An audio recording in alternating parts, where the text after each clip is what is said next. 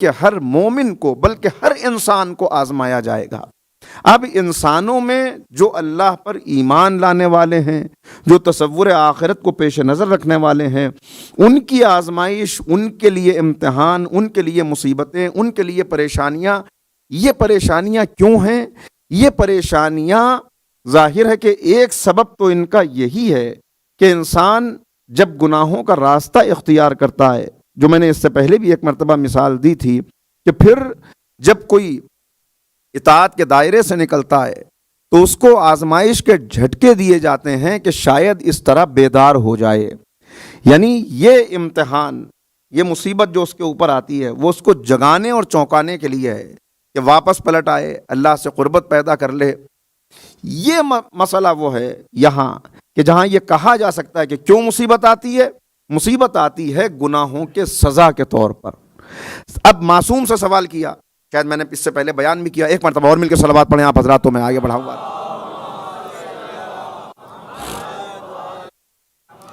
سوال کیا کہ مولا جب مصیبتیں آتی ہیں، مومن پر مصیبت آئے تو کیسے پتہ چلے کہ یہ مصیبت ہمارے گناہوں کی وجہ سے ہے یا یہ مصیبت اللہ کے اس وعدے کی بنیاد پر ہے کہ جو اس نے کہہ دیا کہ ہم ہر ایک کو آزمائیں گے، جیسے انبیاء کو آزمایا، صالحین کو آزمایا، اپنے نیک بندوں کو آزمایا۔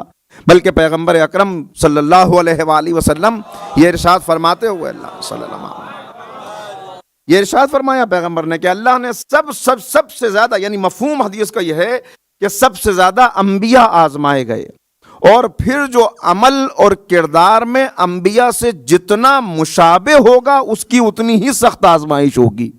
یعنی انبیاء کے راستے پر چلنے والا جو کردار میں جتنا ان سے قریب ہوتا چلا جائے گا، عمل میں ان سے قریب ہوتا چلا جائے گا، اس کے لیے مصیبتیں بڑھتی چلی جائیں گی، اس کا امتحان سخت ہوتا چلا جائے گا۔ یہ امتحان اس کے لیے کیوں ہے؟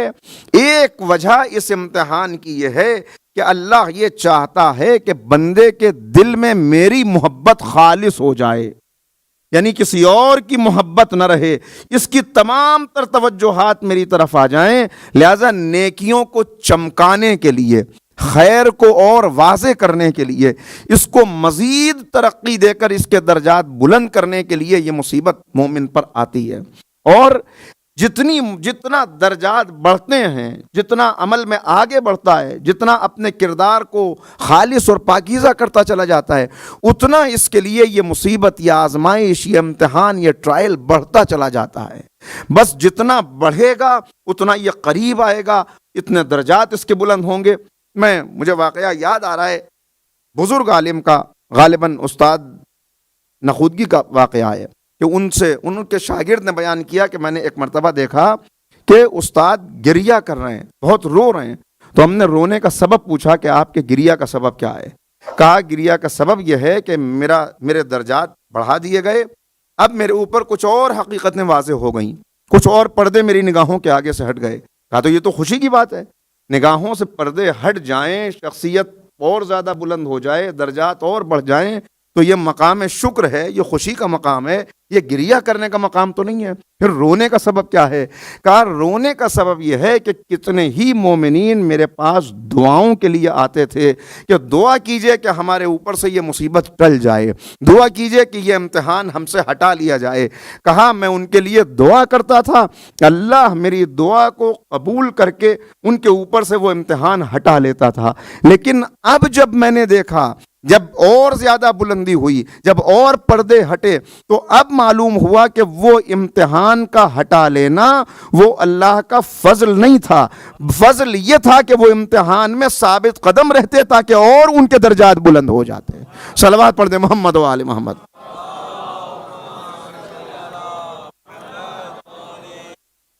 یہ بالکل ایسا ہے کہ کوئلہ اور ہیرا دونوں کی حقیقت ایک ہے، لیکن کوئلے کی کان سے ہیرا کب نکلتا ہے؟ وہ کوئلہ جو انتہائی درجے کا ٹیمپریچر اور انتہائی درجے کا پریشر برداشت کر لیتا ہے، پھر وہ ہیرا بن کے نکلتا ہے۔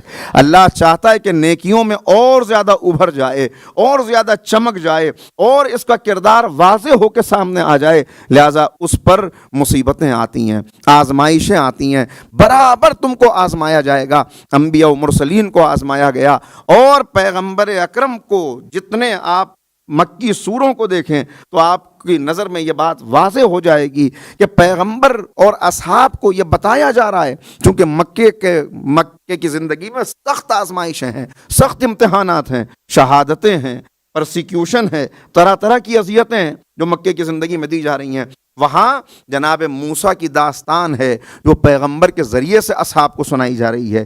جناب یوسف کا تذکرہ ہے جو مکی سوروں کے اندر، کہ جو پیغام دیا جا رہا ہے کہ دیکھو جیسے جناب یوسف کو آزمایا گیا، جیسے جناب موسیٰ مختلف مصیبتوں سے گزرنے کے بعد کامیاب ہوئے، گویا ان واقعات کو پیش نظر رکھ کے اپنے حوصلے کو بلند رکھیے۔ اے پیغمبر، آپ تو ظاہر ہے کہ پیغمبر تو پیغمبر اکرم ہیں، مگر ان کے ذریعے سے اصحاب کو، چاہنے والوں کو جو بار بار کہتے تھے متى نصر اللہ، کہاں ہے اللہ کی مدد؟ یعنی ہم اگر چاہنے والے ہیں، ماننے والے ہیں، تو اللہ کی مدد آ جانی چاہیے، پریشانیاں ہم سے برطرف ہو جانی چاہیے، مصیبتیں ہٹ جانی چاہیے۔ وہی جو ایک عام انسان کا آج تصور ہے کہ جتنے اللہ کے نافرمان ہیں ان کے اوپر عذاب نازل ہو جائے، بجلی گر جائے، زلزلہ آ جائے، وہ ختم کر دیے جائیں، اور جتنے اللہ کے نیک بندے ہیں ان سب پہ ساری نعمتیں نازل ہو جائیں۔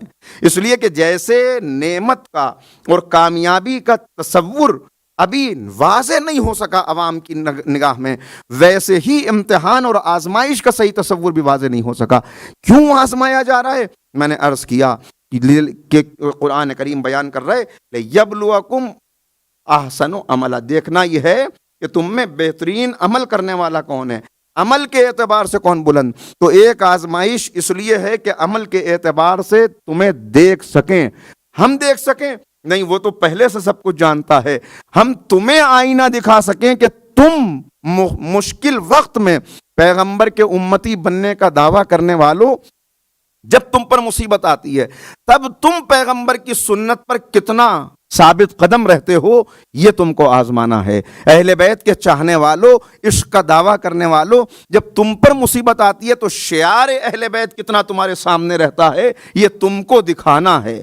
لہٰذا تمہیں کو دکھانا ہے کہ تم کو آزمایا جا رہا ہے، تاکہ تم دیکھو، اپنے آپ کو جانچو، پرکھو، اور مزید تیار ہو، اور اپنی محبت کو خالص کر لو، تاکہ درجات بڑھتے چلے جائیں، بلند ہوتے چلے جائیں۔